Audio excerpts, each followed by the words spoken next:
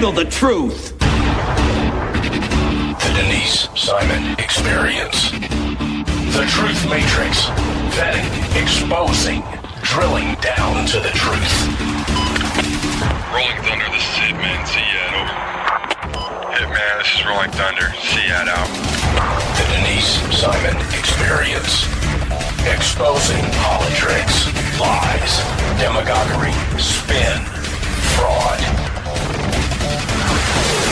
Grid to suppress, Mike Charlie, 4 tree 5, 9er 2 1. Grid to mark, Mike Charlie, 4 7 tree 9er, 8 9er, out. Promoting individual situational awareness. Question, probe, notice, ask why. Mark smoke on the deck, 2 rounds AGBT, gas TOT 5-3.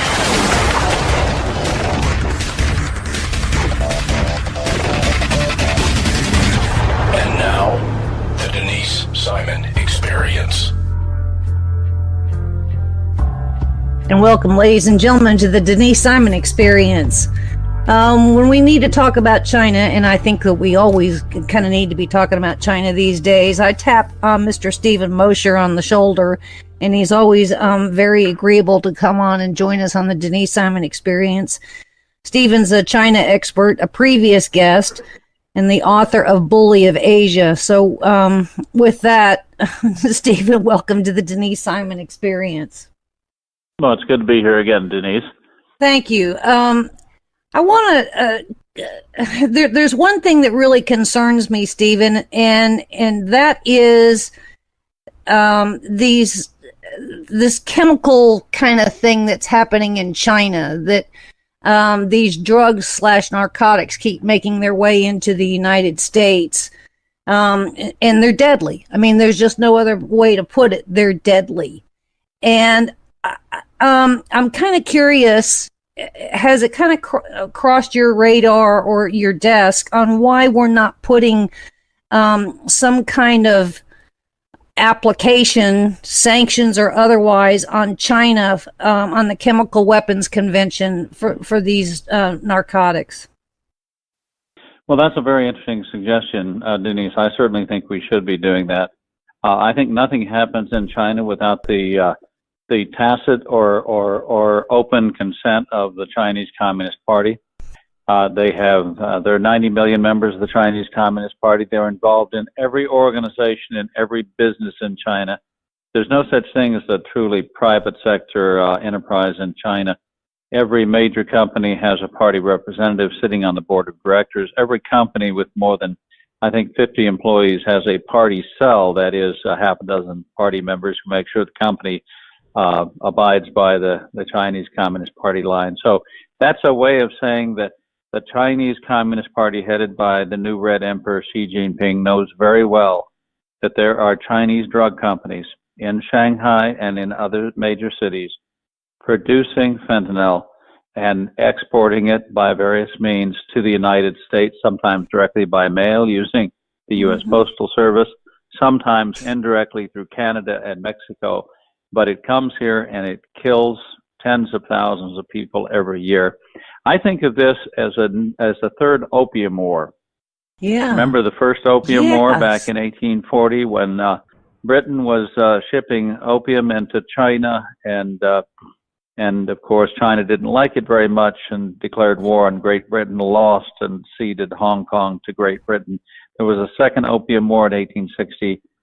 China lost that one too. This is the third opium war against the United States, particularly, and against the West in general. And it's driven in part by profit. Everything is driven in part by profit in China, Yes. but it's also driven, I think, directly by the government, because this is their way of getting back at the West, at the United States. Probably for the first two opium wars, this is their revenge war, as it were. Stephen, last year we had 70,000 people that died of various forms of drug overdose, most of them being fentanyl, which is obviously an opioid. That number is staggering, and I'm real surprised. I mean, DEA may be doing a stellar job in pinpointing, the traffic going back to various routes into China. But where's Congress? I mean, if you were to be part of a panel that had to give some testimony before, one of the committees in Congress, what kind of message would you want to deliver to them? Well, I would tell them that we need to be not just politely complaining to the Chinese government about these things, but telling the Chinese government, the Chinese party state, because it's a party state because it's run by the Chinese Communist Party. The party is the state, and tell them that there are going to be real costs if this continues. That we hold them directly responsible for the deaths of Americans. Now, I know that we have brought charges against two Chinese gentlemen who run a pharmaceutical company in Shanghai just today. But it goes far beyond that because there are senior communist officials undoubtedly involved, as I mentioned, and this must have the permission of the central government. So this ought to be a high priority for the United States. We are in trade talks with China right now, and we've made a number of demands of the Chinese government. I think we ought to demand that they stop shipping these opioids to the United States directly and indirectly. Indeed. So, so thank you for that. It's kind of like wiping out a generation here. And speaking of a generation, I want to kind of switch gears and run over to the propaganda wing of Beijing and what is happening in our own universities. We've got these Chinese front companies, if you will, or these think tanks or these something or others that are operating in our universities, where these universities are all too happy to take some of this Chinese money, where we're educating, I would argue, a lot of times Chinese operatives in our big universities at the risk of taking away a seat from an American student sitting in a classroom. So what say you on this? I think that... well, there's several sides to this. One, of course, is the Confucius Institutes, which are Trojan horses with Chinese characteristics, one might say, because these are institutes that are set up by, funded by the Chinese party state. The staff that comes over are staff who are vetted and approved by the Chinese Communist Party, and they're intended to serve as literally Trojan horses, a kind of academic malware to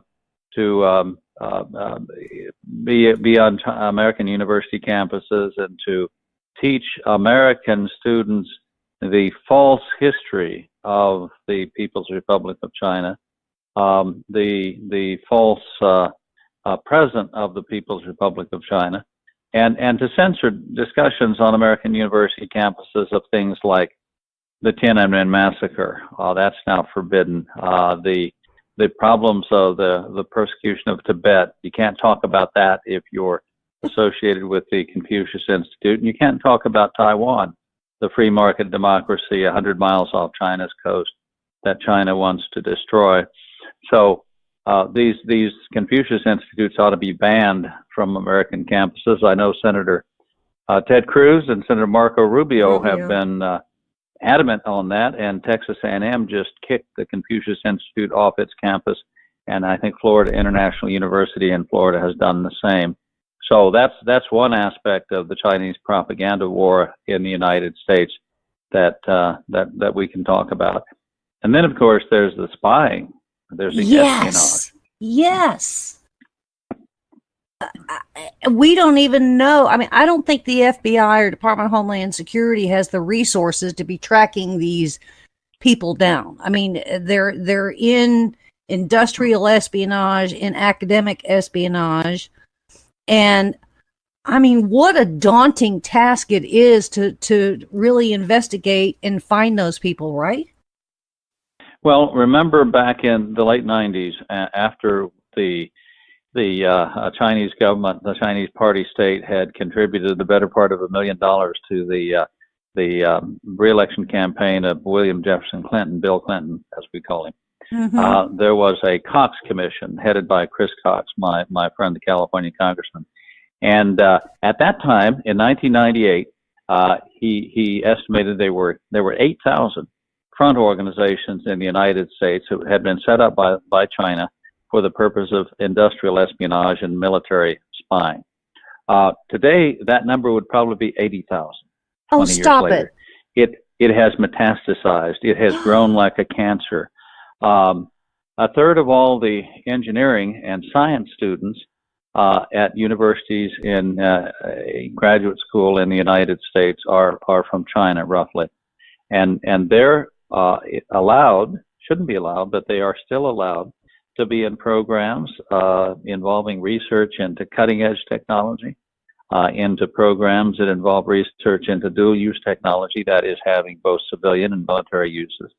And these programs often touch upon, directly or indirectly, classified information. Yeah. And I'll tell you what, before a Chinese scholar or a Chinese student leaves to go to graduate school at MIT or anywhere in the United States, they're often visited by the Chinese Ministry of State Security, the Intelligence Service, and said, "You are a patriotic Chinese. Any information you can get that might be valuable to the mother country, put the flash drive in the server and copy it and bring it back to China, and you will be doing your patriotic duty. Besides that, we'll give you money for a startup, and you can use this stolen technology to start a company. Or you can stay in America and just continue to report back in place." So they're consciously recruiting as many of these visiting scholars and students as they can to help suck technology. It's like a giant vacuum cleaner running back and forth across the United States, sucking up all kinds of intellectual property, all kinds of technological advances everywhere and anyhow they can. And no method is omitted. I mean, not only are they doing the hacking, and not only are they part of, I would say, just taking documents wherever they can find them, but they're going in and applying for purchasing. I mean, they're literally buying things here in the United States in areas that are of national security consequence through what is known as, the CFIUS, which is the Committee of Foreign Investment. I'm rather stunned that I'm not seeing any reports that anybody is really doing a study on what China has come into the United States and purchased or registered to do so through CFIUS. Does that kind of raise an eyebrow with you, Stephen? Yeah, one of the ways that we defeated the Soviet Union, of course, was by getting very tough on technology transfer to China. Not just technology transfers from the United States, but technology transfers from our allies. We strong-armed Germany and France and other countries into stopping the transfer of technology to the Soviet Union as we built up our military and as we cut off easy credit to the Soviet Empire. And as a result of that Reagan administration policy, the Soviet Union ultimately collapsed.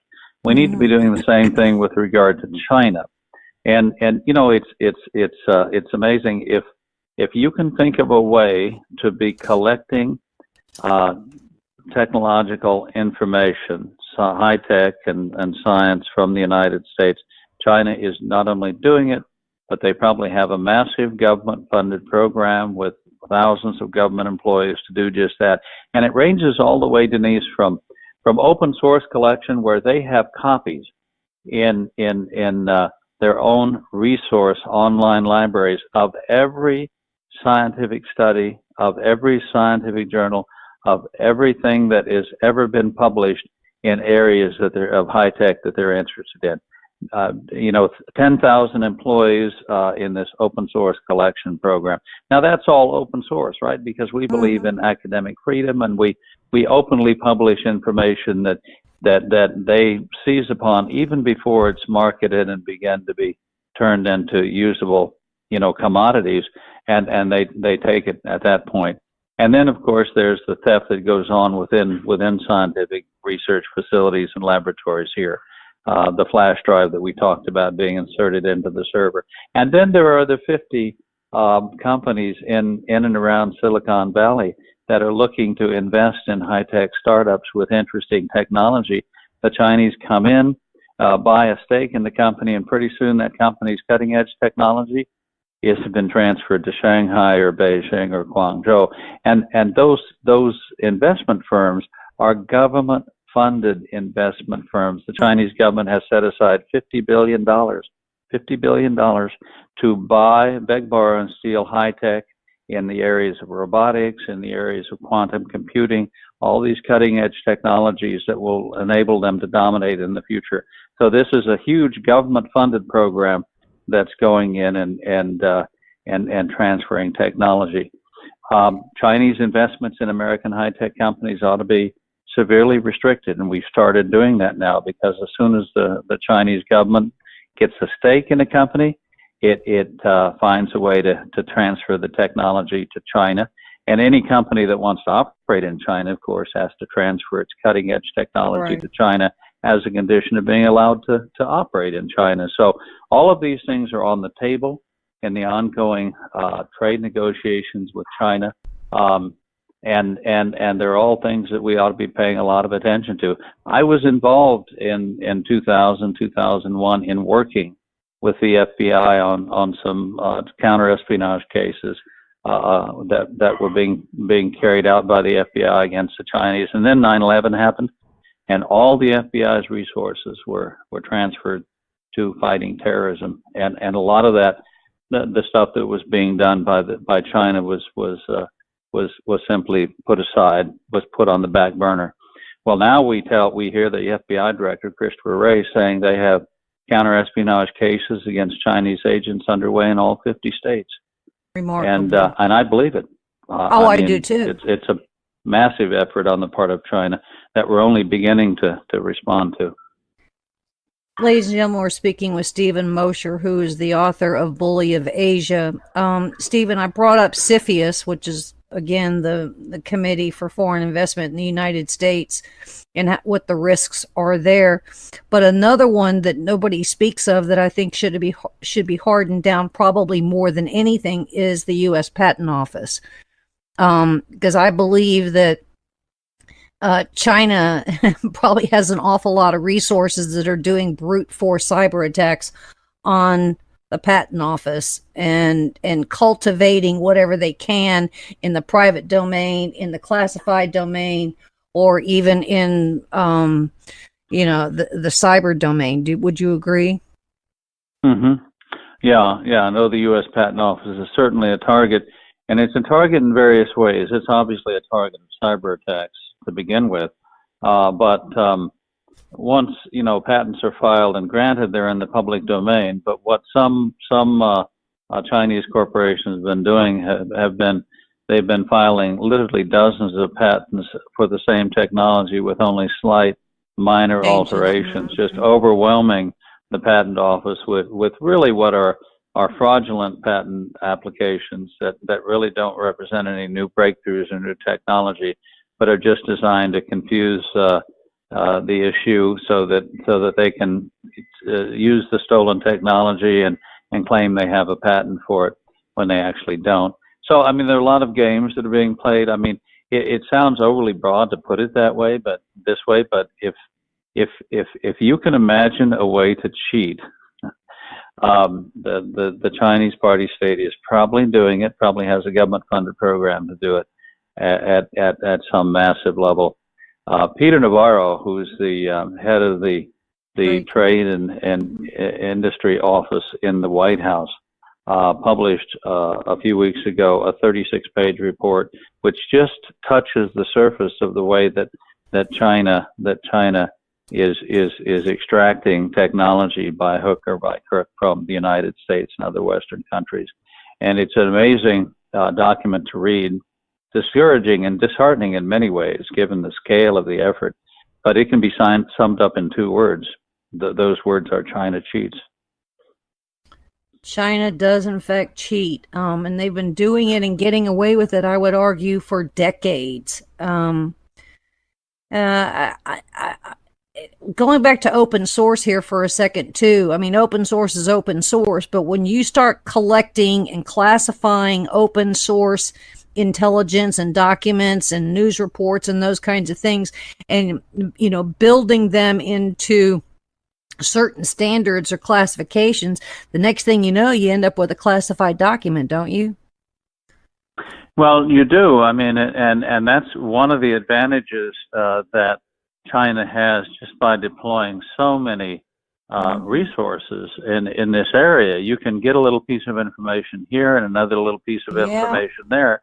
And it may be a 100,000 piece puzzle, but if you've got 100,000 little minions working away at it, eventually they're going to assemble the puzzle, and you're going to have what? You're going to have a complete blueprint for an F-35. Yes. You're going to have a complete blueprint for all of the nuclear weapons that the United States has. And you piece it together from satellites different sources. Artificial intelligence. Yeah. It's a chilling condition, and I'm just real surprised that we really only have two in Congress, Cruz and Rubio, that are kind of sounding the alarm. It's kind of like, where's Chuck Schumer, or where is Elizabeth Warren, or somebody else over, Congressman Pete King.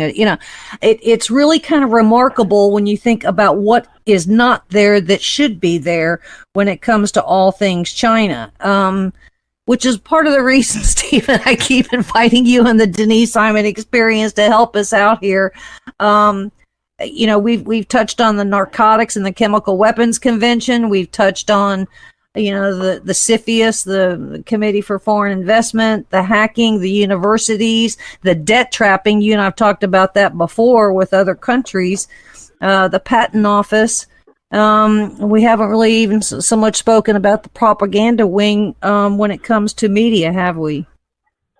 Well, no, the fact that China has at least a radio station right outside of Washington, D.C., where you can listen to Chinese propaganda 24 hours a day, 7 days a week. And I think they've now purchased a station in Tijuana with coverage over most of Southern California, which will do the same thing in that area. So they're spending a lot of money trying to get their own version of reality out. And as far as where Chuck Schumer and Nancy Pelosi are, they're still obsessing over Russia. And I guess if you obsess over Russia, you don't have time to worry about the real threat, which is the People's Republic of China. I want to thank you, Mr. Stephen Mosher, our China expert and the author of Bully of Asia. Thanks for your time and your expertise, your insight, and your answers. It's always wonderful that you could add what you can and put things in context and time and space for us. China cheats. I don't think there's any other way to put it, but thank you, Mr. Stephen, and ladies and gentlemen, there's more coming your way, so stay with us.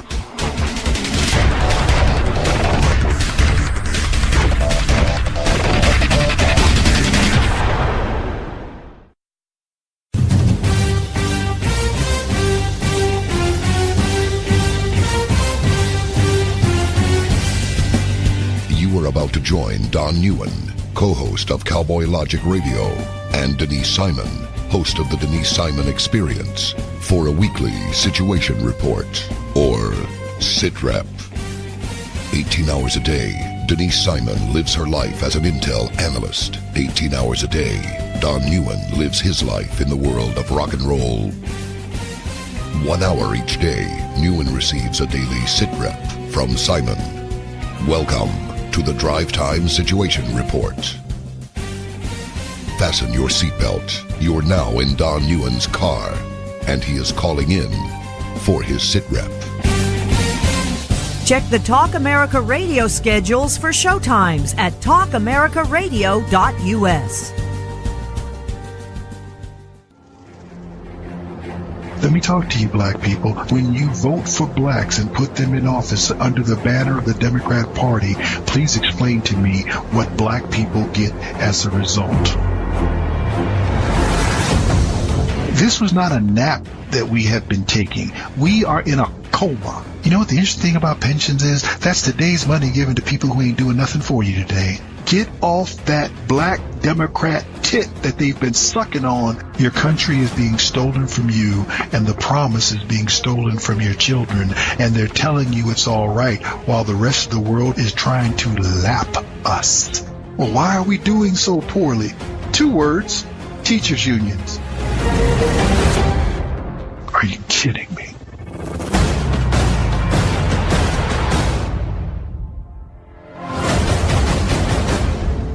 Black Man Thinking, Monday nights, 9 p.m. Hi, this is Donna Fiducia, co-host of Cowboy Logic Radio. For 28 years, I was in the mainstream media, most recently as an anchor at the Fox News Channel. No more. Ladies and gentlemen, the mainstream media has completely failed the American people.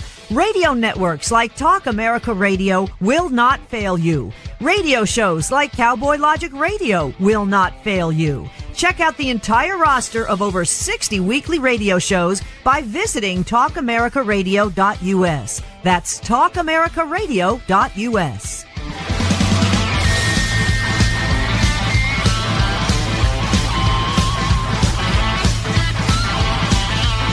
TalkAmericaRadio.us.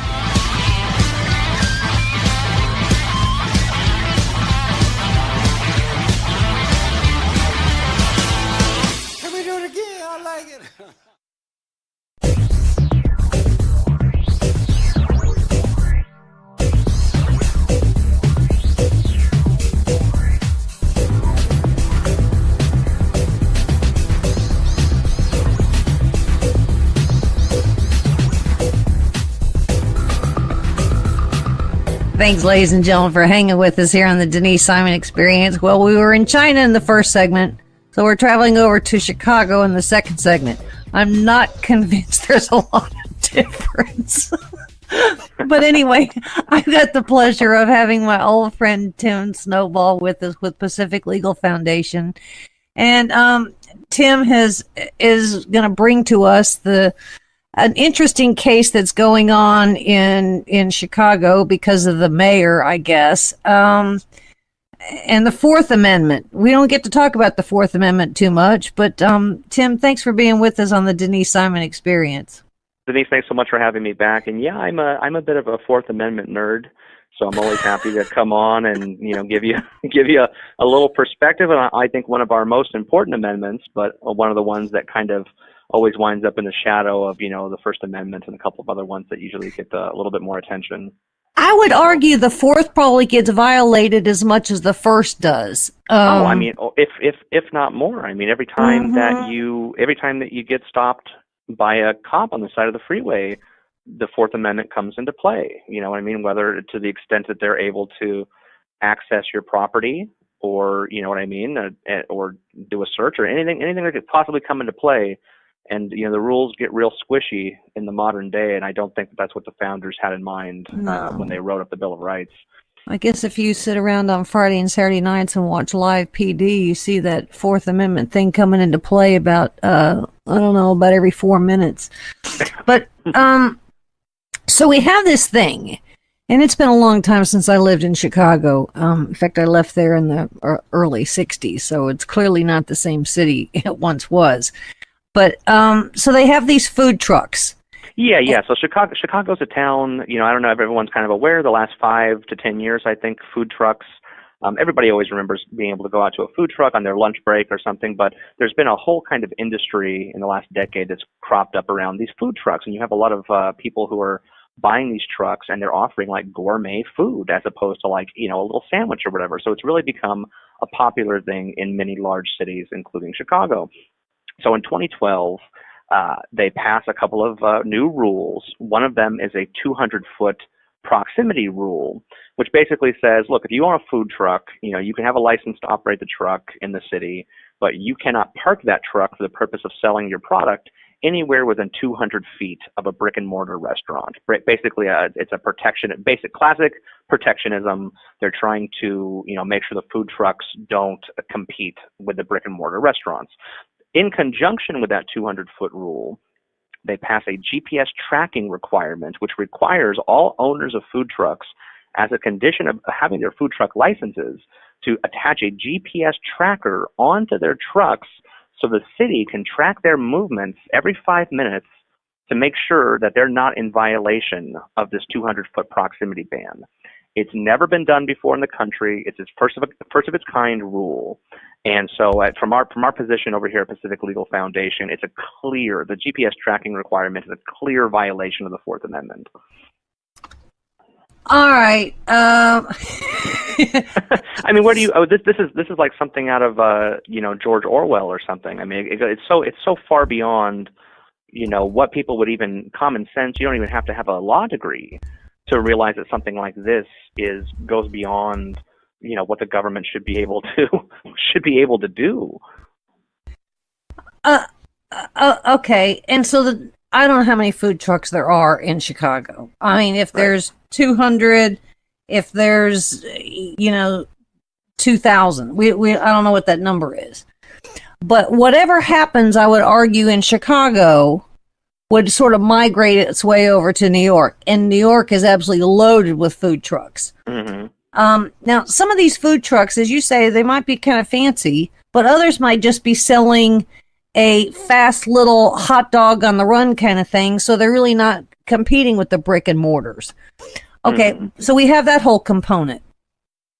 But then you've got a couple of food truck owners here that just are fighting back, and what is their full argument in fighting back against this GPS thing? Sure. So I think that, the arguments that have been mostly kind of forwarded on by the petitioners, it's up at the Chicago Supreme Court now. They've been fighting this case since 2012, and so it's taken 5 years to get up to or 6 years to get up to the High Court. So it's up at the the Illinois Supreme Court now. And their Fourth Amendment argument, for the most part, from what I can derive, is really based upon a theory of privacy. The Fourth Amendment back in the 1960s, previous to the 1960s, it was really grounded in property rights, which basically meant, look, you have a property right in your body, in certain items of property, and the government, when they trespass on that property right without a warrant, that is a violation of the Fourth Amendment. So you had this switch back in the 60s with a case called Katz, where the court kind of stepped in and said, well, look, we're going to modify this test and we're going to make this kind of a privacy-based approach where the person who's claiming the right has to have manifested a subjective expectation of privacy, and it has to be objectively one that society is willing to recognize. So they really muddied the waters a lot on this Fourth Amendment stuff. Back in 2012, ironically, right around the time that Chicago was putting this rule into effect, the Supreme Court stepped in a case called Jones and said, no, look, while we recognize that there's this privacy element that's come into play now under the Fourth Amendment, that just adds on to the test. So that was never meant to, replace the property-based approach.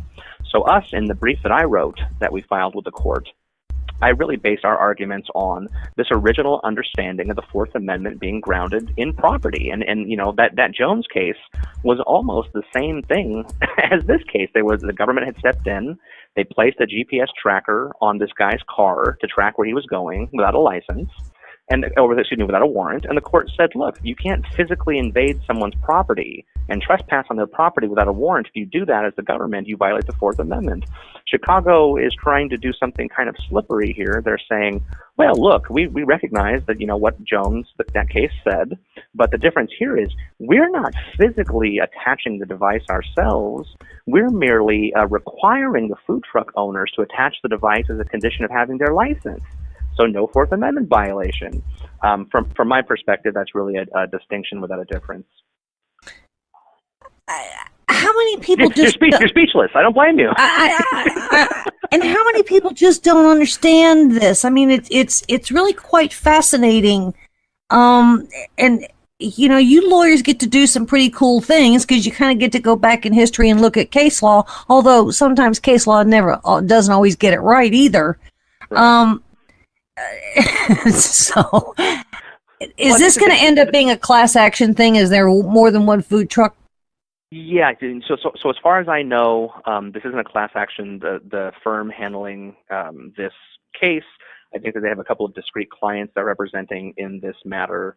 But the cool kind of thing is with the law. So for instance, if they bring this case, if the court does side, with the food truck owner and rules that this requirement is unconstitutional, that will benefit every food truck owner in the city, whether they're a member of the case or not. You know what I mean?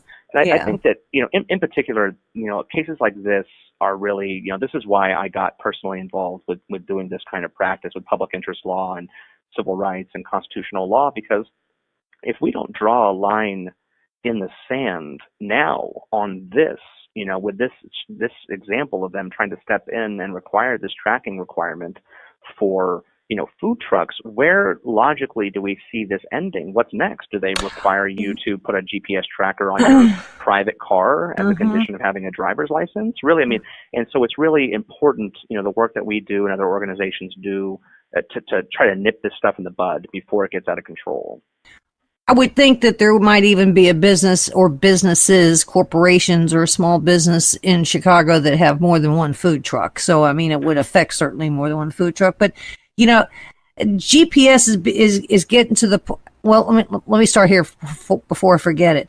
If, in fact, these food truck guys lose, are they going to have to pay a fee to have that GPS? In order to, it's kind of like, you have to have it on your food truck, but you also have to rent it from us in case something happens to it. You have to pay to replace. You know what I'm saying? Yeah. I'm not 100% sure on that. I think that what you're describing might actually be the case. Legally speaking, I would hope that if they wind up losing at the Chicago Supreme Court, at that point it will be they would be justified in trying to get it up to the United States Supreme Court, and which I would I know that that's what they're going to do if they lose the case. I hope that it doesn't come to that on the one hand, because I hope that they can get their rights vindicated sooner rather than later. But at the same time, if it does get pushed up to the United States Supreme Court and the court comes out with a favorable ruling, that would affect and benefit the entire country. So there's also a cost to this, because you're going to have some team 24 hours a day that's sitting around watching some of these monitors and then doing some kind of calculations. So you've got some department in Chicago government, then those people are going to have to be paid. And then what do? Do you dispatch the police out there to go write a ticket? The whole thing is just like, and that's what I was saying before. You know what I mean? Obviously, being a lawyer, and having written the brief on this case, I've gotten a little bit more kind of comfortable and more aware of a lot of the kind of nitty gritty issues, legal issues that are implicated by the case. But with cases like this, like I mentioned, that you don't have to be a law professor or a lawyer to recognize just the wrongness of something like this and how kind of weird this is. I was watching on some movie the other night where it was like cowboys, and it was some cowboy outlaw movie, and they were like, they kind of got away, and they said, it's okay, as soon as we get over to the other side of this, cross the county line, we'll be safe. They won't be able to find us ever again. You know what I mean? And I go, can you imagine now? In technology, that's the thing about, if human history has taught us one thing, it's that the advent of new technologies really changes society in profound ways. And behaviors and laws. That can't be rolled back. And so, if the government can track your business and their only asserted justification is, well, this is, more convenient for us, or this is for, health and safety reasons. Whenever the government violates rights, they usually, that's their go-to trump card, so to speak. This is for health and safety reasons. Even if there's no health or safety, public safety, public safety, right? If they can justify a blatant violation of the Bill of Rights based upon public health and safety justifications, there's no limit to it. Imagine, what scares the hell out of me are these drones flying around. I never thought even in my lifetime that we'd have these, robots flying around. I don't want to get too futuristic. It's not quite the Terminator yet, But, you got these robots flying around that can, watch you without you even knowing what's going on. Indeed. And who knows? How long could it possibly take before these things are weaponized? I mean, it's a scary thing. And GPS isn't any different really than RFID chips, because, I mean, there was some discussion back in Obamacare and some other kind of requirements that even schools are, people are volunteering to be chipped, or in some other cases they may be required to be chipped. So you're giving up your Fourth Amendment. It's a scary thing. I don't know if you've ever been on this app before, but I remember, a while back, I was playing around on my cell phone and I came up with this application, Google Earth. I don't know if you've ever seen this thing. Oh, I play on Google Earth a lot. They've mapped the entire surface of the globe. Yes, they have. And you can scroll down and you can get within 50 feet of any point on the entire planet. I mean, you can't even imagine that this kind of thing would ever even exist. And so it's a very scary thing, but I think that it really goes to kind of the the beauty of our system of government and the Bill of Rights, because I think that generally speaking, you have one camp kind of on the right that will say no, the Constitution, the Bill of Rights, that's fixed in time and you can't change that. That's fixed and there's no flexibility there. And then you have another camp way on the left saying no, we can interpret this to mean whatever we want it to mean. It's a living document. I mean, me personally, I think that this case kind of goes to show you that it's not one or the other. It's kind of a mix of both. The Bill of Rights, the Fourth Amendment, acts as a fixed background principle. It's an unchanging fixed background limiting principle on government action that's fixed in place.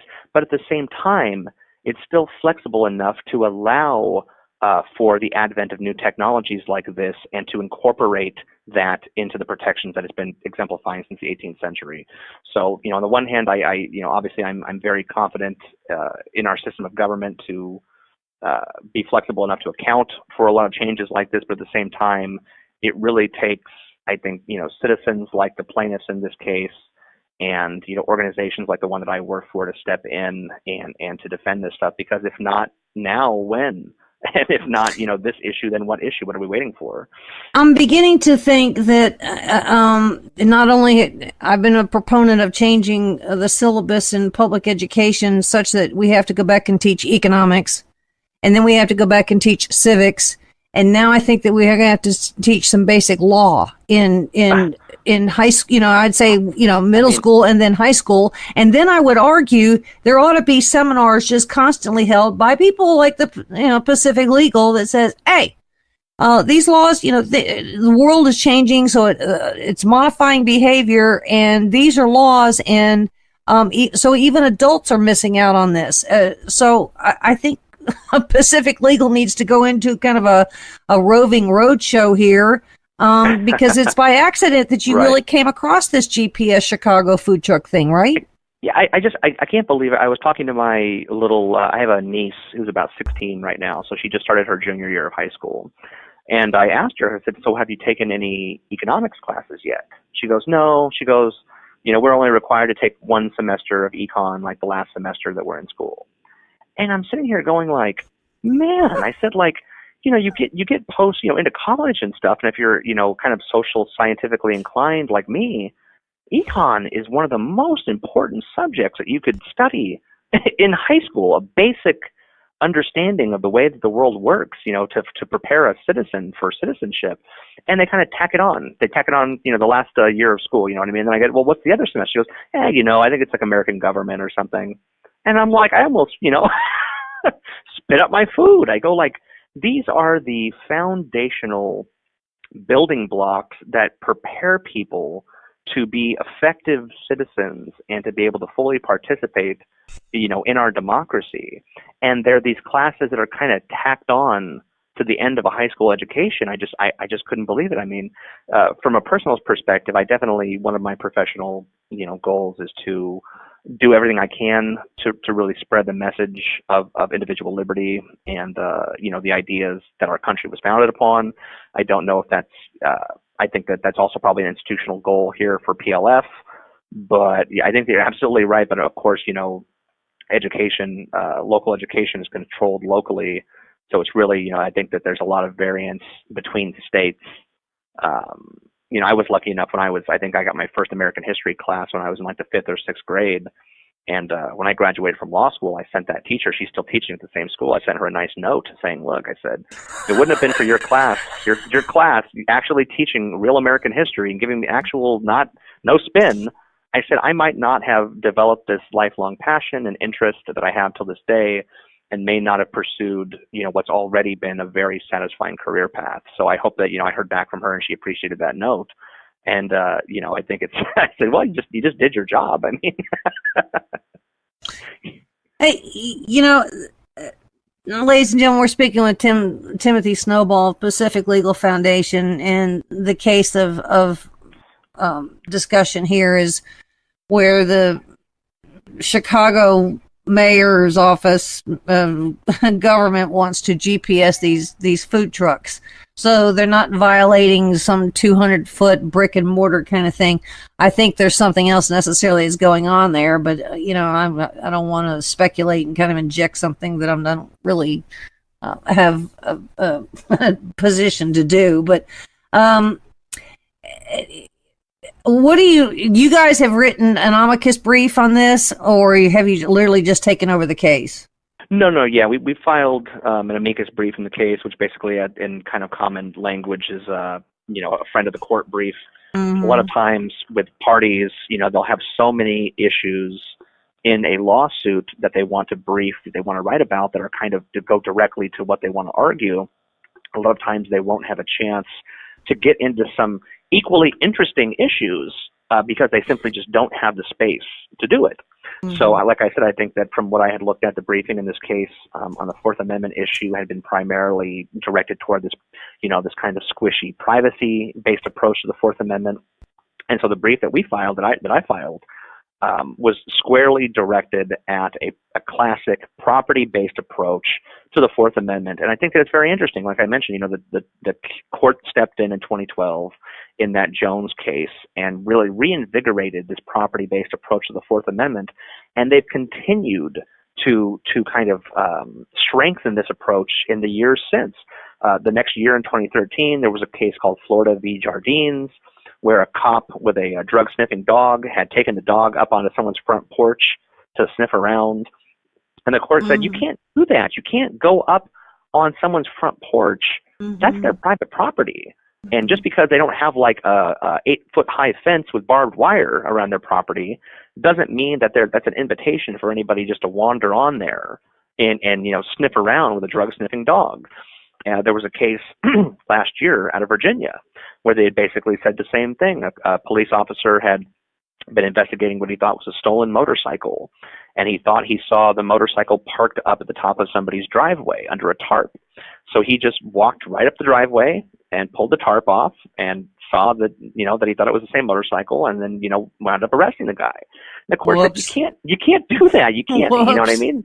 And the really interesting thing with that case out of Virginia was that based upon the evidence that he had gathered, he probably had more than enough to go to a judge, apply for a warrant based upon probable cause, get the warrant, and go back and do that. You know what I mean? And he just chose not to because, the Fourth Amendment has become so watered down that now you have officers and other government agents that are almost incentivized to not go through the proper constitutional procedure because they think that it's just going to kind of, they'll be able to kind of do what they want.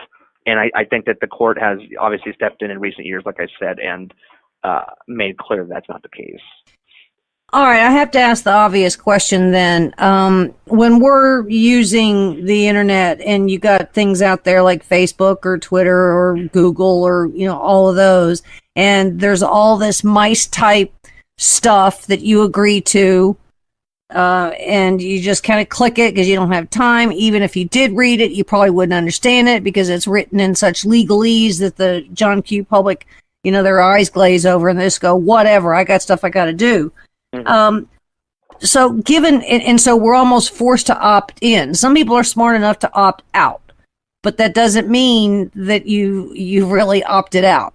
Mm-hmm. There are other terms of service and other rights that you essentially give up. Does the Fourth Amendment, Tim, overlay? In other words, does it hold a higher station or power in law than these terms of service of Facebook or Google?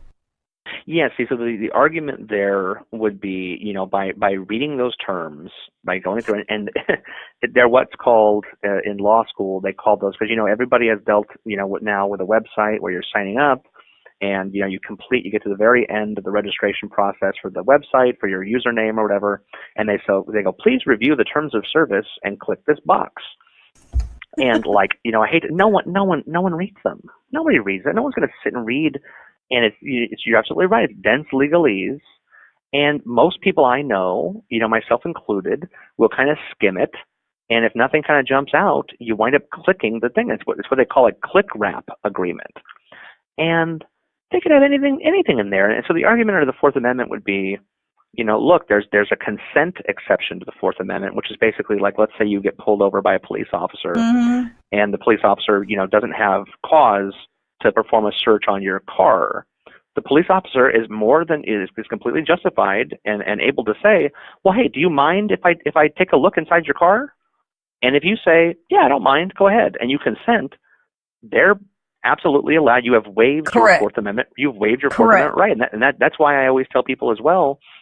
If somebody comes to you, if a police officer or somebody else comes to your front door, you know what I mean? Really think about who they are and why they're there. Because you're under no legal obligation to let anybody into your private home.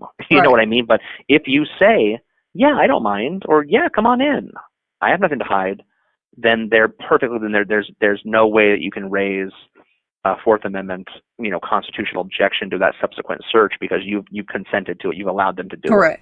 And that's really the thing with Facebook is, I think that Facebook has become such a kind of an important part of people's, social lives and how they stay connected with family members or friends, or even how they get their news, that people have started to think of their Facebook feeds or their personal profile as like their private property.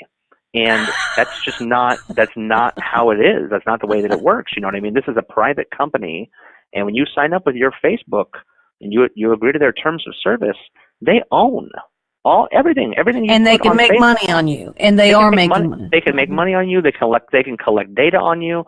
I mean, that's why I found it to be really an interesting issue when that whole issue came out with Mark Zuckerberg, and when they had found out that he had been, or the corporation had been, mining data and selling data to, I think it was the Clinton campaign or some other issue of the campaign, and they went like, how dare he do this? And I go, that's the entire purpose, folks. Like, that's the entire everything. That's the whole reason that they're encouraging you to post stuff on Facebook, so they can collect data and sell that data to third parties who can then use that data to more effectively market their products to you. And that's the entire venture. You know what I mean? And so, but I think on the flip side of it, some proponents would say, look, if Facebook has gotten to the point where it's become such a ingrained, important part of our society, then there could be an argument for the government to step in and to regulate Facebook as a public utility. Well, ladies and gentlemen, we've been speaking with Tim Snowball. We could go on this one all day, and we probably should do this again on this very topic. Thank you so much for being with us and sharing this particular case with you. Come back again soon. And ladies and gentlemen, there's more coming your way, so stay with us.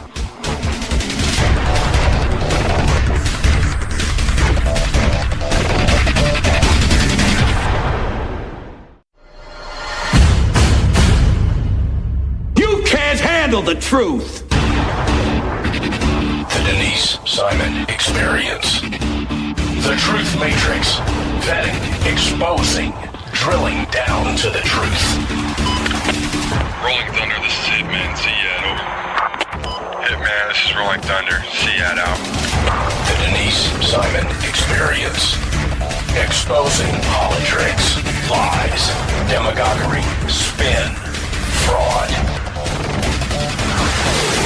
Grid to suppress, Mike Charlie, 4 Tree 5, 9 or 2 1. Grid to mark, Mike Charlie, 4 7 7 tree 9er, 8-9er, out. Promoting individual situational awareness. Question, probe, notice, ask why. Mark smoke on the deck, 2 rounds AGPT, gas TOT 53.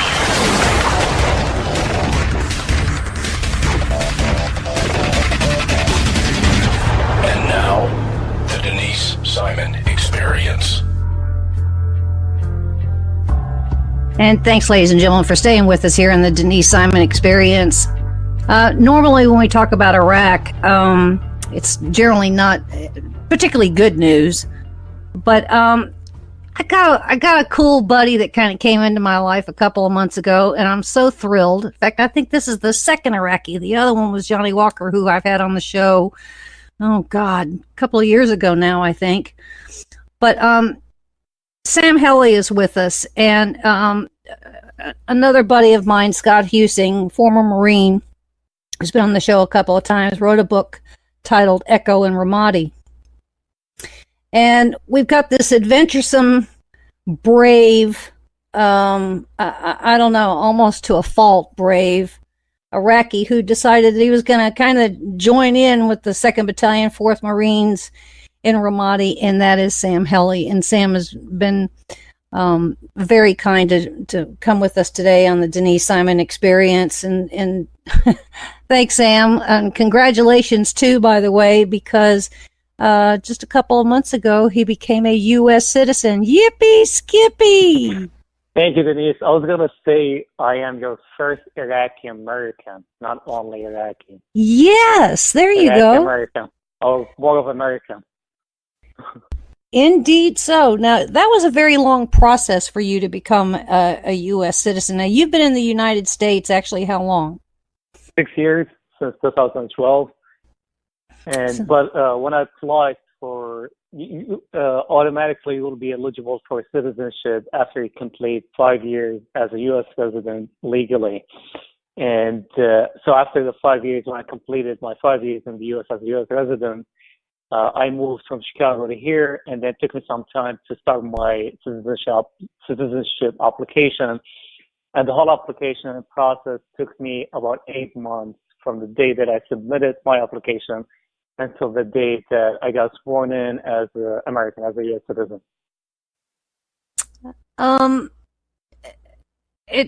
So you're a full citizen, you're not a dual citizen, correct? I am a dual citizen. You're a dual citizen. Yeah, I am a dual citizen, but in case I get a government job, I will have to denounce my first citizenship. But as you know, the U.S. are one of the countries that allow its citizens to be dual citizens. Mm-hmm. That had to be a pretty proud day for you, Sam, mostly because I think your buddy Scott Husing was with you, was he not? Yeah, he was here. It was, I felt like I was born again, you know, for great timing, on the same day I got my citizenship was June 5, 2018. On the same day, same month, 2012, was the same day that I left Iraq. The same day, same month that I left my homeland. And the same day and month again, I got a new home, a new citizenship, and I became American. And the ceremony was great. It was very, very beautiful. It was very heart-moving. And, you know, one of the things that I've learned from the Marines are not crying or not shedding tears. And but at that time, you know, like, stuff it up. Yeah. So, like, even, like, in the worst scenario, they always, like, to tell you don't cry. And I learned that from them, too. And at the ceremony, I really couldn't keep it. I was like, I let go and I shed tears, because especially at that moment when the immigration officer, he said, now I declare that you are a U.S. citizen. I really just lost my feelings and shed few tears. It was a great day. And besides, I had my great friends, Marines that I fought with in Iraq and the streets of Iraq. And they never thought that I would ever move to the U.S. I myself never ever thought that I would move here. But here we are, here in America, Florida, Tampa. They were there witnessing me being American, being a proud American.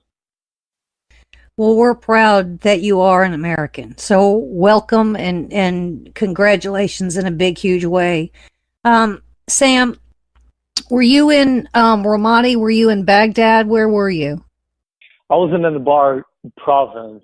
I moved, so I worked for 3 years and 2 months to be exact as a combat interpreter. So I didn't only work for Echo Company I worked for many other units because Echo Company, I think they were in Iraq for only 9 months. Mm-hmm. So after they left, another company replaced them and I worked with them. So I kept working and working. But most of my work was in west of Iraq, which is starting from Fallujah, Ramadi, Haditha, Karawana, and Rutba. And that was the west part of Iraq. And I worked in the east side of Baghdad, which is Fab Hammer and Usmaya. So I fought against some people, like, because if you're familiar with the Shias, and these people would say, like, oh, because you're a Shia, you worked in west of Iraq, which is a Sunni province. I was like, no, that's not the reason why I worked there. I worked in east of Baghdad, which is a Shia dominant area too. So I fought against anybody who carried the gun, trying to kill innocents, Iraqis, and Americans. Anybody who was trying to make violence in Iraq. That was my goal. Doesn't matter who you are, Shia, Sunni. That wasn't the case for me. But Echo Company too, for Scotty Hughes' company, was one of the great companies that I had the honor and privilege to work for in Iraq. I have to ask you this question because it seems like more Iraqis begin to necessarily understand what freedoms are and what kind of government that they had been living in. But yet, Sam, it doesn't seem to be carrying over in Afghanistan. Have you noticed that? I mean, it's like the Iraqis, they seem to have a real yearning, a kind of a fire in their belly that they want to have some real freedoms, but yet Afghanistan can't seem to get there. Is it just? I'm sorry. I totally agree with you. Iraq is a total different case than Afghanistan. Iraqis are in general more educated, more professional. Yeah, like you see all the mess that's going on now, but that's like few people, and unfortunately those are few people are creating this big mess. But Iraq, the big difference between Iraq and Afghanistan, Iraqis are more educated, more intellectual people in Iraq. Mm-hmm. And that's why I see there's a lot of universities, like I myself, and my family, only my family, I have 2 master's degrees, and all my siblings, we're a big family. All my siblings, they whether are doctors or pharmacists or engineers. And I'm the only computer guy. I'm the only system admin guy in the family. Mm-hmm. Everybody else do whether medical or engineering. And that's like one family out of Baghdad. And so Iraq in general, that's why the problem was with the U.S. invasion to Iraq. The U.S., when they came, they did 180 degrees change in Iraq. I think that was the main problem. Because when you want to change something, you take it a step by step. So before, like in Saddam's time, we didn't have freedom of speech whatsoever. If you say something, the world's gonna hear you. The world, because we used to say the world has ears. The walls would hear you, and if the wrong person hears you, you and your family are dead. So usually, what do? You just keep it to yourself. Don't talk about the government. Don't talk about the Saddam Hussein president, and you will be okay. And then you can get to go to your school, to whatever, and your work. And then in 2003, all Iraqis were very, very excited, and we had hope, and I was one of them, and my family and everybody. Like, okay, now we're gonna have freedom. We can do whatever. We're gonna be just like any other Gulf country, Kuwait or Qatar or Saudi Arabia. We got oil. They got oil. We can do it. Well, the problem I think with Iraq that we had, the freedom and the change that we had, it wasn't limited. So that was the problem, that we didn't really know how to handle the freedom that we got and the big change that we had. We, like, as an Arab, we are tribal people, and tribes, we don't really believe in elections, 100% free elections. We believe on who we think they are. The wise people, they are the ones who are going to select who's going to be the tribe leader. And then with the democracy that we had in 2003, no, it wasn't that the case. So there was a conflict between the democracy that the U.S. brought and Iraq own democracy, own system. Yeah, so that's what I think the big difference is between Iraq and Afghanistan. Afghanistan, it's more a very tribal, I think, and less educated country. Well, I mean, most Arab countries are very tribal, but it's a matter of how they can coexist with each other. You know, I think when you get down to the individual level, whether you're Sunni or Shia, it really doesn't make any difference. It's the leadership that wants to be in conflict, and that kind of permeates through the whole, you know, all the citizens, and you end up with conflict, and it just doesn't have to be that way. Have you been back to Iraq since you left the Marines? Yeah, I've been back to Iraq. As a matter of fact, the last time I was in Iraq, last March. Almost 5 months. And 5 months ago, 6 months are you ago. seeing some good changes there, or is it kind of at a standstill because of Islamic State? Well, to be honest, when I planned my last trip to Iraq, which is 5-6 months ago, I was a little bit nervous, a little bit hesitant, and like I was talking to my family, I was, hey, how's the situation there? And they tell me everything is good, it's safe, everybody is okay, no ISIS, nothing whatsoever. And I thought they were just telling me because they knew that I was coming. But when I went there, when I went to Baghdad, I was surprised how good it was. And good. I didn't see any accidents, thanks to God. I didn't hear any gunfights. I didn't see any car bombs. I didn't hear any, luckily. And I stayed outside until 4 or 5 in the morning, which that never happened in the last 12 years of Iraq. And yeah, it was surprisingly shocking. And you know, and something will bring me back to the freedom that we misuse in Iraq. For an example, alcohol is frowned upon in Iraq. But when I was there in Baghdad, I saw a lot of people on weekends, they were like on the street, literally parked on the bridges, on the streets, and they just drink alcohol publicly. Mm-hmm. I mean, yeah, they are practicing their freedom. It's absolutely wonderful. But at the same time, they make a mess. They make it rowdy. You know, people drink too much, they make some noise, they throw the trash on the river. I see them doing it, and they throw it on the street. That's what I mean by unfortunately, we misuse our freedom. Yeah, it's great that you practice what do you do, but you should do it in the specific places, bars, in your place, or anywhere else, not in public, and not trashing the streets or the river. Like they throw the trash on the river, like clearly they were doing that. And one of the great things that I still can't believe that I did it. When I was in Iraq, I drove on Death Highway. That's what the Marines, they used to call it, which is the highway route between Baghdad mm-hmm. and Jordan and Syria. I drove through that highway, and I drove probably like an hour and a half away from Baghdad, and I reached Ramadi city. I drove past Fallujah, and I reached to Ramadi, and I filmed it. I was don't get me wrong, I was scared, but I saw a lot of Iraqi army towers. They were guarding the whole highway, so it kind of made me feel safe. And while I was driving, I had my friend with me, and I didn't see anything that alarming me.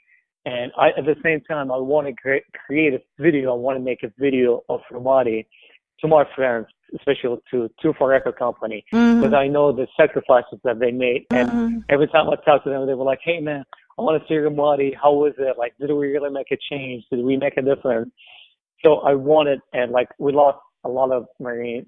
We lost some Marines in Ramadi, and I wanted to see if really the sacrifice that the Americans did and the Iraqi army did are really paid off. Did it really make a difference? So thank God, I was there, and it was good. I mean, I didn't get inside the city itself. I was outside. It was getting dark, but it was good, and so I think that's I consider that a success. I'm very happy to know that, because, we here in the States, nobody talks about really Afghanistan. They don't talk about Iraq. They don't talk about Syria anymore. It's all politics. And yet we left a lot of blood and treasure and a lot of battlefields. So when it comes to Fallujah, when it comes to Badr City, when it comes to Ramadi, we don't know what that, I mean, if it's rehabilitating itself, if there's reconstruction going on, or, people are happy, people are exercising some freedoms, that does make all of it very worthwhile. So we're happy to know that from you. Because, I mean, we just think that over here, we just bomb this, we shoot that, and we destroy this, we destroy that, and then we just leave. And, that's just kind of the way it stays, but not so much the case as you're describing it, correct? Correct. Yeah, I think especially after the ISIS situation, ISIS are gone, and I think the people are realizing that, okay, ISIS, I see, like, one of the things that I realized when I was in Iraq, when I was in Baghdad, I realized that ISIS was a curse and a blessing at the same time. A curse because they were destroying, killing. They are the most savage people you can ever deal with. And they were a blessing because they made the local people realize that it's not the Shia their enemy, it's not the Americans are the enemy, it's not the Iraqi government the enemy. The enemy is ISIS. So that's what I mean by ISIS was a blessing, because it made the locals, it made the people of Ramadi, Fallujah, Tikrit, or even Mosul, and made them realize, okay, they were like, okay, we lived under ISIS and it's not for us. They just murder us. They brought us back to the Stone Age. So they realized that that's not the right way to live. Interesting. That's a very good point. That's a very good thing to know. Now, ladies and gentlemen, we got a few more minutes here with Sam. And if you haven't read the book Echo and Ramadi, author former Marine Scott Husing, please do so. I have to say that Sam is probably one of the more adventuresome people that I know. Because, I mean, he comes here to the United States, really doesn't know anybody. He's traveling, he's going to Chicago, he's going to Texas, he's even gone to Mexico, all by himself, doesn't know anybody. But you've got a certain kind of resolve, some kind of an inner constitution about you that's just full of adventure and full of bravery. Have you recognized that about you? Well, I appreciate that you think that I am, but I just think a very normal, regular, boring person. But yeah, you should ask my ex-girlfriend. But but I really, I disagree on, like, when I moved to the U.S. that I didn't know anybody. I know a lot of people here when I moved, and they helped me a lot. And those people are the Marines that I've worked with, the people that I shed sweat and tears and blood with in Iraq for years, are the same people are now helping me. And whichever state that I go to, like even when I moved to Florida, there's two guys that I worked with in Iraq. They kind of helped me out when I moved here. And the same thing in California, same thing in Texas, same thing in Chicago when I lived, I was 5 years in Chicago. One of the Marines that I worked with from 1-2 Bravo Company, he was there, and I lived with him actually and his girlfriend for 4 months once I moved to Chicago. And so I don't think that, like when I moved here, I'm by myself. I have to give credit to the guys that helped me out and they supported me. And if I needed anything, Save the Brave, the nonprofit organization, and that helps the vets, and they not only help the vets, they help the people who worked with the vets back in Iraq. And if I need anything, those guys will always be there for me.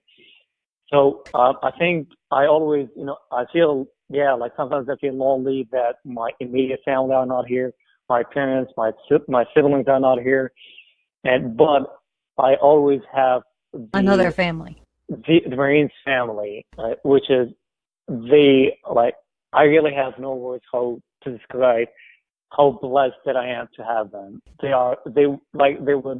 would fly from Alaska if they were there. If I needed something here, and they will fly all over, drop everything, and they will just come, see what I need, and they would help. They would be there.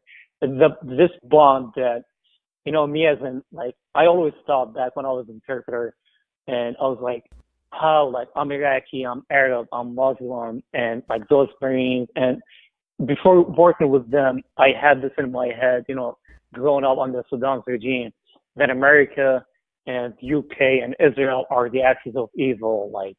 Don't ever trust them. They will always kill you. That's what they're going to do to you. Me growing up, that's what I was always been told. But with my family, they say, no, don't believe that, but don't say anything otherwise. Because if I say anything... Yeah, those walls have ears. Yeah. So, so when I started working with the Marines in 2006, I had that, it was hard for me kind of trusting them, or they are trusting me because I was just a local Iraqi guy amidst them, in the middle with them, among them. And we had that kind of, but when I saw them and defending me with their life, when we get a gunfight, they grab me, they put me in their back, behind them, they protect me, they are like my shield. And I felt, these guys really care about me, Well, they do. They do care about you. That is really the ethos of the Marines, and that's really the ethos of what really the American culture is all about. So Sam, it's been a pleasure having you on the Denise Simon Experience. Come back, and congratulations on your new job. And it's always fun talking to you. And here's a big hug and handshake.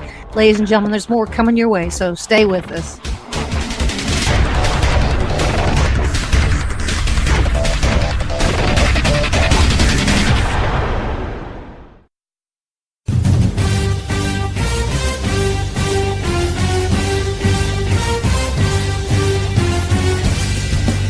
You are about to join Don Newen, co-host of Cowboy Logic Radio, and Denise Simon, host of the Denise Simon Experience, for a weekly situation report, or SITREP. 18 hours a day, Denise Simon lives her life as an intel analyst. 18 hours a day, Don Newen lives his life in the world of rock and roll. 1 hour each day, Newen receives a daily SITREP from Simon. Welcome to the Drive Time Situation Report. Fasten your seatbelt. You're now in Don Newen's car, and he is calling in for his SITREP. Check the Talk America Radio schedules for showtimes at talkamericaradio.us. Let me talk to you, black people. When you vote for blacks and put them in office under the banner of the Democrat Party, please explain to me what black people get as a result. This was not a nap that we have been taking. We are in a coma. You know what the interesting thing about pensions is? That's today's money given to people who ain't doing nothing for you today. Get off that black Democrat tit that they've been sucking on. Your country is being stolen from you, and the promise is being stolen from your children, and they're telling you it's all right while the rest of the world is trying to lap us.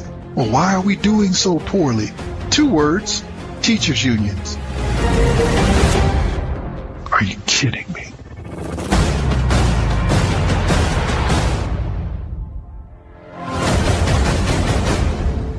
Black Man Thinking, Monday nights, 9 p.m. Hi, this is Donna Fiducia, co-host of Cowboy Logic Radio. For 28 years, I was in the mainstream media, most recently as an anchor at the Fox News Channel. No more. Ladies and gentlemen, the mainstream media has completely failed the American people. Radio networks like Talk America Radio will not fail you. Radio shows like Cowboy Logic Radio will not fail you. Check out the entire roster of over 60 weekly radio shows by visiting talkamericaradio.us. That's talkamericaradio.us.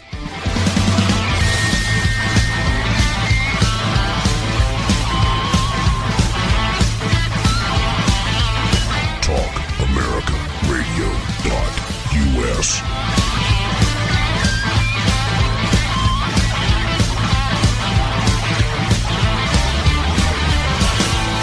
Can we do it again? I like it.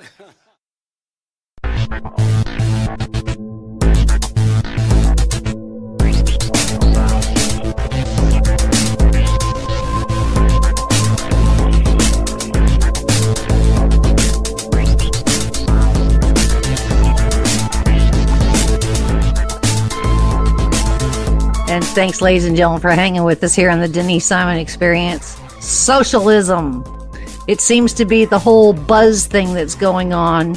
And I've got the distinct pleasure of having Mark Miller with us from the Pacific Legal Foundation, who decided to write an article in The Hill, of which I do subscribe.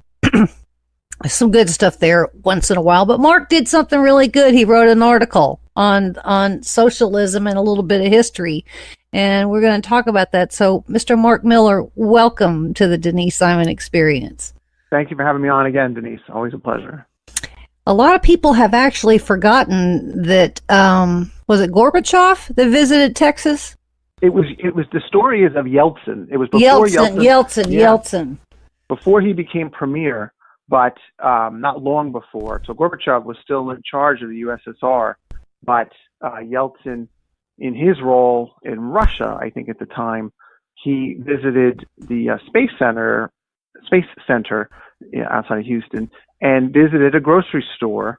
And it's such a great story that I think needs to be told more often and more publicly, because I don't think most Americans know it, and particularly where we have surveys coming out recently that show many young people want to try socialism. I think hearing about Yeltsin's visit to the grocery store would, if Venezuela doesn't convince these people that that's a bad idea, then maybe the Yeltsin visit to the grocery store will do so. That was a long time ago. I'm thinking, 2000? It was actually longer than that. It was about 89 or 90.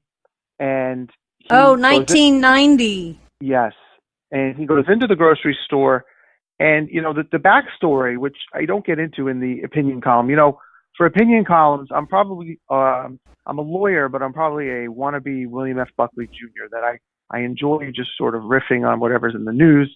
And I used to always love reading Bill Buckley's columns. George Will's columns I used to like to read too, but I think he's kind of gone off the rails recently. Mm-hmm. But anyway, and he took Bill Kristol with him. Yeah, exactly. So when so I'm a frustrated Bill Buckley, and so I thought, let me just riff rather than on a case. I'm going to talk about this poll that said that young people would like socialism. And so here, Yeltsin, the backstory, as I'm saying, that in the Soviet Union and the Russian leaders, the communist leaders, they would create these sort of fake places for people to visit to sort of trick the Westerners. When the Westerners would come visit the Soviet Union, whether it be Leningrad or Moscow, they would set up these fake faux business fronts or what have you. Potemkin Village. Exactly, to try and trick people to think that they knew what they were doing over there, and that in fact it wasn't nightmare, socialist dystopia that it really was. And so Yeltsin and people of his ilk thought the same thing about the West. And they thought when you'd see grocery stores of plenty or businesses succeeding or these great roads, even the road system that we had in America, that we have in America, they thought that was fake, that roads were just being built just enough so to fool them when they would visit a scene when they came to the West. So here, he thought he was visiting, as I understand it, he thought he was going to make an unannounced visit to a grocery store in a small town outside of Houston near the Space Center. And instead, what he finds out is, oh, gee, this is reality, that you can get any sort of fruit or vegetable or fish that you want at just any old grocery store in the United States of A. And he was shocked. And in fact, in his autobiography, he said how on his way home from that trip, he realized unequivocally that they had to make serious changes to their economy in the Soviet Union and in Russia because they had failed, they had lost, that their system did not work, and that the Western system of capitalism, free markets, at least as free markets as we're going to get these days, is much better than what they had. And that, the idea that there you'd be lucky if you find a banana just was not going to work. And so it was that visit to a grocery store that, as much as anything, I've seen it put that it was pudding pops, perhaps, that won the Cold War more than Thatcher or Reagan or Pope John Paul II. Now, of course, I don't know about pudding pops now in light of the Bill Cosby thing, but you know what I mean, that the free market, that our successful way of life here that we take for granted, that really our children and heck, by my disparaging our children, we take for granted that in Venezuela, in Cuba, in the Soviet Union or the post-Soviet Union, Eastern Europe bloc countries and Russia, that they can only imagine what we have today and what we had back in 1991 when Yeltsin visited this grocery store. And so I thought it was just a simple little column to make a point that Reagan, in fact, made in a different way. And I use that quote as well, where Reagan said, freedom, we take it for granted, and it's only one generation away from being taken away from us. And when people are saying they want to adopt socialism, they're basically saying, let's kill the golden goose. And I think that's a really bad idea. We live in the greatest country in the world, and let's try and keep it that way. As a caveat, the grocery store that he visited is now a food town. It's got a new name. I read your article, and what is particularly fascinating, Mr. Mark Miller, are the comments to your article. They went from the sublime to the ridiculous. Did you get a chance to read any of the comments? There were quite a few. Well, Denise, there's another quote from Reagan that says, that I particularly like, where he says, some things are so complicated that, in fact, they're not that, they just sound complicated. But when you look at them, they're very simple. And so I did sort of look at the comments, but I decided a while ago that social media really is, when it comes to commenting on the public interest, is a bad thing. That it brings out the worst in people. It does, doesn't it? And so when I looked at those comments, I kind of looked at it like this sort of gigantic Twitter feed gone awry. And I was not going to look at, I saw someone say, well, gee, there's a difference in communism and socialism. Of course, I addressed that in the article where I say it's a distinction without a difference as far as I'm concerned. And that's what I mean when I get to the Reagan point about some things are simple. And so, yeah, I saw that people were being hypercritical. It was cute. In fact, The Hill put the article in the finance section. So I think it drew a different type of commenter than my normal pieces or PLF's normal pieces, which would be in the judicial section of the opinion columns. This was in the finance. But, so tell me, what did you find when you took your deep dive into the moral stank that is the comment section of a typical online news article these days? I found people that were confused. They were literally confused.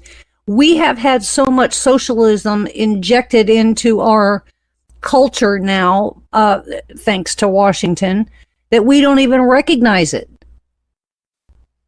Well, that's very true. That is very true. That, we're certainly, and I kind of, alluded to that earlier when I said, we're at least the closest thing we have to free markets. And, we're not a true free market in the United States, and people can quibble about the good idea or bad idea behind that.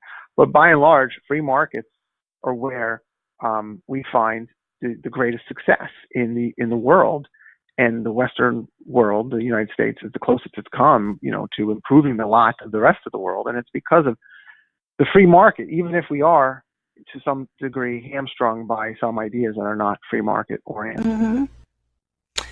What's kind of interesting is if you read just a couple of sentences in the first paragraph of the Constitution, Mark, it says, secure the blessings of liberty to ourselves.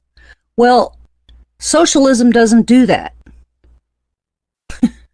It secures it to those who are in charge. Uh-huh. Right? And so then it says promote the general welfare. Well, we have this living, breathing document now that I think Sonia Sotomayor called the Constitution. But if you're a textualist, they didn't have welfare back when they wrote the opening paragraph, right?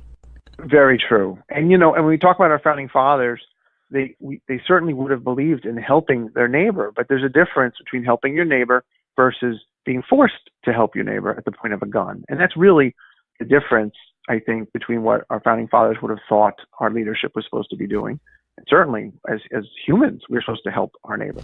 But there's a difference between voluntarily helping people, because it's the right thing to do, versus being forced to do it at someone else's behest. And again, because the government demands it of us if we don't want to go to jail.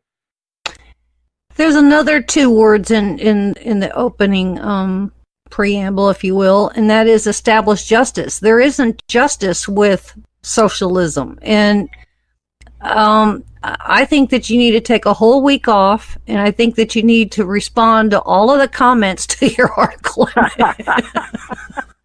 It's so funny that you pick up on the comments, Denise, because I intentionally, when I saw those comments take off, I said, I am not going there, because and on the one hand, you're sort of gratified to think, okay, well, people are reading what I wrote. But on the other hand, as you said, they're so confused and so angry, and I'm saying so angry and vitriolic in their confusion that, it's a very simple story. I'm not making it up. In fact, it's the funny thing about that Yeltsin story is I had read that story a few times in the past, but when I decided I was going to use it as a riff on this recent survey that showed these poll results that showed people want socialism, I said, I'm going to use that Yeltsin story, but you know what? I better make darn sure it really happened, because it's such a good story. You almost think, well, gee, it must not be true. Let me go check Snopes. And in fact, it really happened. It's in his autobiography. And the fact that it really happened gets at, again, there's some points that are simple. And yes, we may have some elements of socialism into our country's government, really flowing from FDR and from the Wilsonian sort of utopian ideals of his presidency. But by and large, in this country, what our founding fathers set up is that we all have the blessings of liberty, and it's up to us to go secure it. And the government's supposed to make sure we have the ability to secure it and get out of the way and protect us, and not allow someone to use might against us, use force to take what is ours. But at the same time, we're supposed to have freedom to do it ourselves. We shouldn't be expected to be handed it. And if we're handed it, that's where we're going to, end up not having the great success we've had in our country for the last 40 years or so. So let's travel on over to under socialism and abuse of power, because we're seeing all this injection of socialism with the entitlement programs, with Obamacare and all these. We've got abuse of power by government, I would say. And we're supposed to be preventing that, are we not? Well, I mean, that's what Pacific Legal is here to do, and radio shows like yours, and we speak up when the government goes too far and overreaches its authority. And we have a current administration right now that when it's not wasting time on Twitter, that by and large is trying to return power to the people and reduce the state, the regulatory state, reduce places where the bureaucrats try to tell us what we're allowed to do turning us into the Mother May I state, where we have to get permission to do anything we want to do, whether it be on our property or start a business, or what school we choose to go to what school we choose for our children to go to. And basically, I don't call myself a libertarian, but certainly the libertarian ideal has a lot to be said for it, with the idea that government, you're there to provide for the national defense, to make sure our local communities flourish, but you make sure they flourish by getting out of the way and keeping the law and order, and then let the people figure out how to run themselves. Whether we find bureaucracies tend to create problems, not solve them. And right now, I'm betraying a little bit of my religious background, because I was just, right before you and I got on the phone, I was reading about what's going on in the church, the Catholic Church, that is, and talk about bureaucracy messing up what I think that if we had just churches running themselves locally, I think we could maybe do a lot better.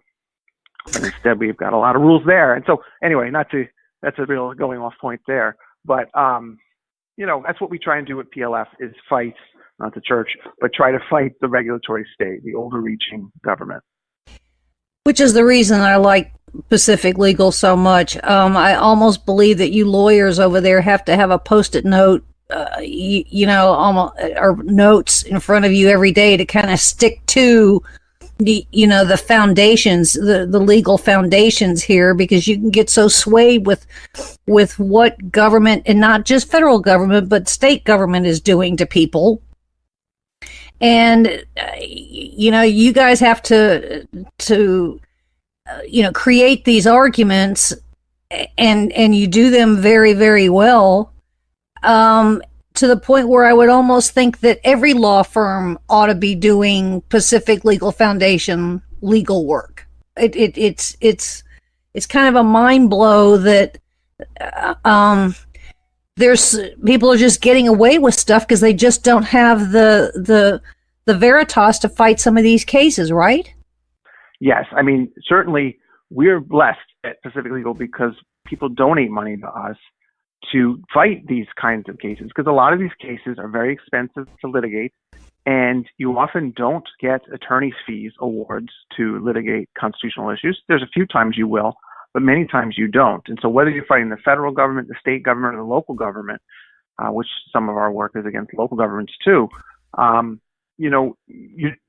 if the client has to pay you, the government knows it can just simply wait you out, and it has unlimited resources, and because they're flowing from the taxpayer, and in fact you're paying to fight against yourself there because you're paying taxes.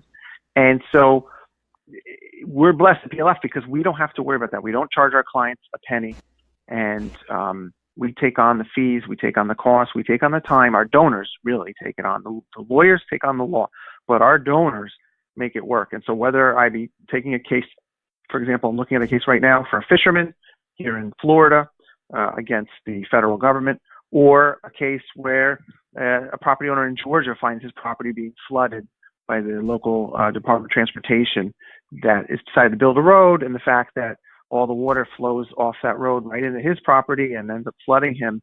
And the DOT tells him, this retiree who thought he had this beautiful plot with his wife that they were retiring to, and now they find themselves flooded out, and the DOT tells them to pound sand. Well, we can take on that Georgia Department of Transportation for him, hopefully. And that, or the local restaurant owner in my backyard who's fighting with his local government. So whether it be the state of Georgia, local county government here in Florida, or the federal government, as I said, for the fisherman who finds himself not being able to fish by the Kennedy Space Center because the federal government, in its infinite wisdom, has decided it was just going to eliminate commercial fishing, take away livelihoods, generations of livelihoods, because they've decided there's a fish there. And they really know, not even that there's a particular fish, but just in general, because there's fish there, which is why they're commercial fishing it, they're going to eliminate it. And because they can. They say, we're the federal government, we have the power, we're just going to stop it. And we dare you to make us, to stop, prevent us from doing that. And that's what PLF tries to do. We take on those dares from the government and try and force it to stick to the Constitution that you were just reading from. So we go right back to abuse of power here, and Yes. and I'm almost of the notion here, Mr. Mark Miller of Pacific Legal Foundation, that you're going to need to write an article on all of these piece parts of socialism and the abuse of power at all levels of government every week. I mean, you're going to have to hold class in the written form in the Hill. I mean, I would say this: we try. We oftentimes get pieces into the Hill or the local papers, whether it be what do you call it over there now, the Tampa Times, the whether it be the New York Times, the Wall Street Journal. I had pieces in the Wall Street Journal. I've had pieces certainly published on the Fox News website. What else? NPR. We've got NPR even to listen to us, believe it or not. And for 45 years, we get out there and we try and convince people that lesser government is better. And it's not because we're trying to hold people down. It's not because we work for some sort of wealthy corporations. Far from it. Mm-hmm. We work for the little guy. Our cases, invariably, we represent people invariably who cannot afford an attorney otherwise, who find themselves under the thumb of a government and unable to fight. And that's where we take the fight to the government. And we have make a concerted effort, not just to litigate in the courts, but to also litigate in the court of public opinion. And whether it be appearing on your radio show or other radio shows or writing pieces, really. I've been in almost every Florida newspaper as the manager of the Florida office for PLF, been in newspapers really all over the country, trying to make the case for freedom. And we'll use almost any tool, whether it be a Boris Yeltsin story. Last year for Constitution Day, we wrote a nice piece about Alexander Hamilton, taking advantage of the fact that all of a sudden the country's discovering Alexander Hamilton with that Broadway musical. My daughter runs around singing the songs, and she has no idea what she's singing about, but I try to teach her. So we'll do whatever we can. And, we're making progress. Again, like I said, the current administration is certainly recognized that the last 8 years, and frankly, you could even say maybe the last 16, we were seeing the increase in government size, or 24 for that matter, rather than a decrease. And even under Reagan, the government increased in size. So even when you had an executive leader who recognized the problems of the bureaucratic state, the government still grew. And so, right now we have an administration that's trying to push back on that idea. And so PLF is trying to help make that happen. So going back full circle here, Mark, and that is to Yeltsin and then over to Gorbachev. They learned a lesson because the USSR, the Soviet Union, collapsed. And it took a lot of years to rebuild it. And they rebuilt it essentially in a hybrid government. But that's still not working for them. Putin is not able to take what I would say Russia today, speaking of a propaganda machine, but Russia into where it needs to be a good citizen of the world, right? Yeah, certainly. Putin, he whatever he saw Yeltsin doing and then Gorbachev doing, he didn't like it, and so he's trying to take it into, he has taken it into be a much more autocratic, dictatorial state, and I think the failure of that we can find just by the way that country works now, and it's really, though, as Americans, it's really up to the people of Russia, whether or not we say he didn't listen or didn't follow the leadership of Gorbachev and Yeltsin, the bottom line is he's left with much less of a country to rule or an empire to rule because of the dissolution of the USSR. And, whether or not you believe or disbelieve in the mistakes the Trump people made by talking with Russians during the campaign, or whether you think this is all witch hunt, I think is what I saw on Twitter. The bottom line is 20 years hence, now what are we, almost 30 years hence from that Yeltsin story, we are the world leader in we stand by far number one. If anything, it's China that would be the one nipping at our heels, not Russia. And that's because the socialism experiment failed in the USSR, just like it failed in Cuba, just like it failed miserably in Venezuela. it is remarkable that you've got some of these governments. I mean, they clearly know the score worldwide, and it's remarkable that they haven't had some kind of a confab, Maduro or Putin or I forget what the new leader's name is in Cuba. But it's really remarkable that they haven't, after all this time, just said, okay, this isn't working, and for obvious reasons, so we're going to have to try something else. And we got a State Department that sells this stuff day in and day out through their ambassadors, and yet here we are in America trying to fight this new notion of socialism and democratic socialism. It's you better keep writing. Well, the bright side though of that is that our founding fathers created a system that has prevented in America has prevented what for the last 230 plus years prevented what's happening in those countries, where in those countries the leaders know the system doesn't work, but it keeps them in power. It allows the regimes to remain in power, and so they don't care that the people suffer. But our founding fathers, with the Constitution set up to be amended as it was in Reconstruction, but they created a system that allows for the peaceful transfer of power. And now we find it from one party to another, but it allows for the peaceful transition, and no one man or woman, we haven't had it happen yet, but soon enough, is able to take the power and defeat what the Constitution says about 2 terms in office, as we put it in after FDR. And so, it really is a testament to why our system is so great, going beyond just the free market idea, but just the democratic republic idea that we have.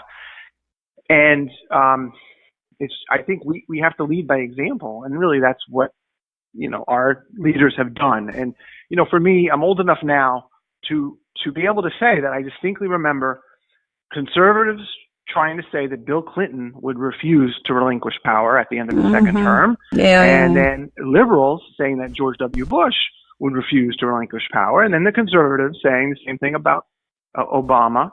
And it doesn't happen that way, because all of these men had a respect for our country. And also, by the way, reading about the transition of power, when the elections were close up until this most recent one, everyone was willing to respect the outcome, even when they lost. And I think it did a lot to keep our country cohesive in terms of the people accepting the results. And so it is a disappointment. It's a bit of a tangent, but it's a bit of disappointment that the inability of people to accept the outcome of that last election has caused so much discord among your average Americans, and it could have been avoided, it seems to me.